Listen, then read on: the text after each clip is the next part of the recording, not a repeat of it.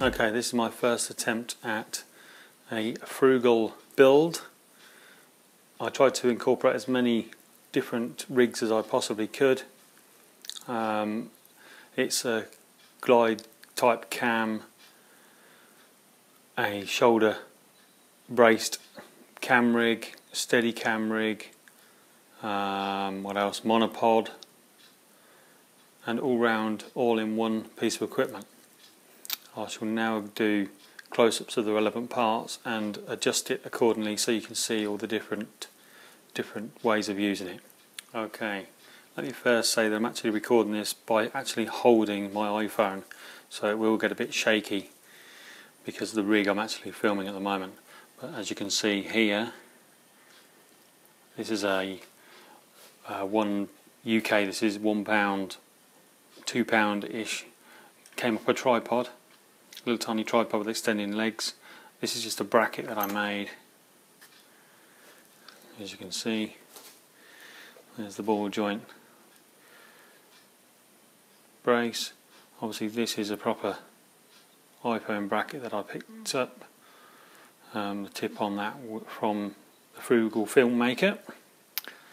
Moving down, T-section PVC pipe, elbow insulation pipe work, washers, nut, threaded bar, my homemade gimbal, first attempt, pretty lame, but it works to a fashion. PVC pipe handle, more threaded bar, and on this I've got an aluminium bar because the iPhone is so light. And then I've got an extension piece there to make my monopod. I'll now show you the adjustment and the various ways of using it. Obviously this with an iPhone on will typically be the glide type cam arrangement. Okay, this is now in monopod configuration by the addition of the extended 1 meter leg. Now I need to put a foot on the bottom to make it more stable, and it's just resting against the cabinet there. But as you can see, it's just joined by that little connection there, and the rig is exactly the same as was. Okay, so this is now back to normal, but the adjustment is that you can have the steady cam and hold it typically with 2 hands like this, same hanging on the bottom. You can hold it like this, or turn the arms around and have them down.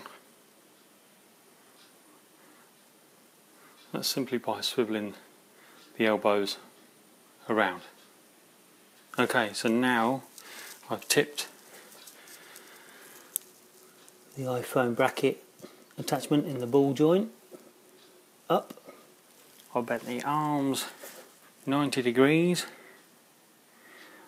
The gimbal is still on there, and the bar is still out the back, and typically you would put your shoulder under here and hold here, and obviously the line of sight through there. Okay, so that's the next one. Okay, so this is now the next configuration, which is actually, the unit is actually upside down with the gimbal handle being raised to the top, and that's just by adjusting the nut under there. Grab the handle and the nut at the top.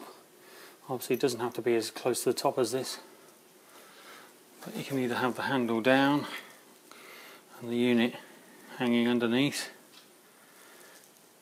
or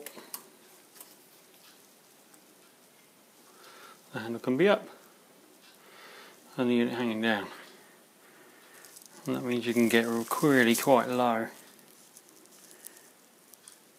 to the floor. The addition of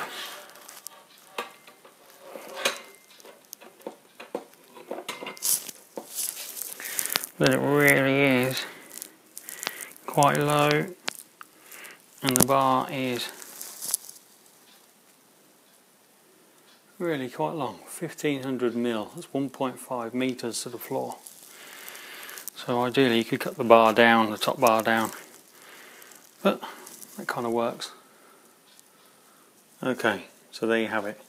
Quite a rough video, but there you have my very first build. Quite ambitious to take them all on at the same time, but I've seen in the videos. Now the only thing I am sort of concerned about is obviously I need to put weight on at the top, near where the camera is going to go, because it doesn't really balance that well. I mean, it does balance, but not a great deal of control. I think the gimbal needs to be. I've got another gimbal in the process of being made, or at least the parts are being made. And while it is pretty rough, I must admit it's pretty lousy to be honest, but it kind of works just to get the general gist of the actual construction. What else can I say?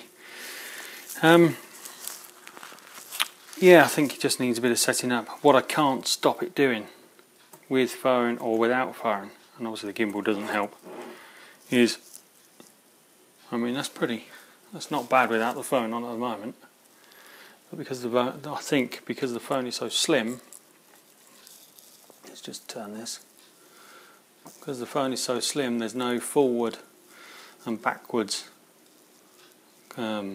adjustment other than tilting the phone backwards and forwards and tilting these arms backwards and forwards, which isn't great. I could do with a bit more fine tuning.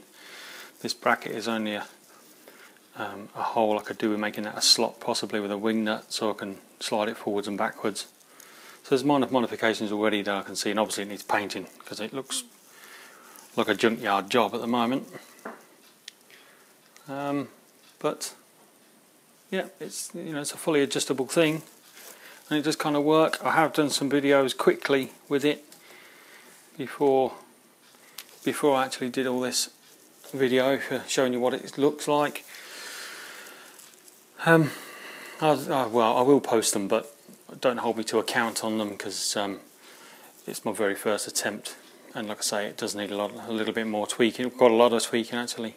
Well, thanks for watching, and hopefully I should be able to come back soon with an update.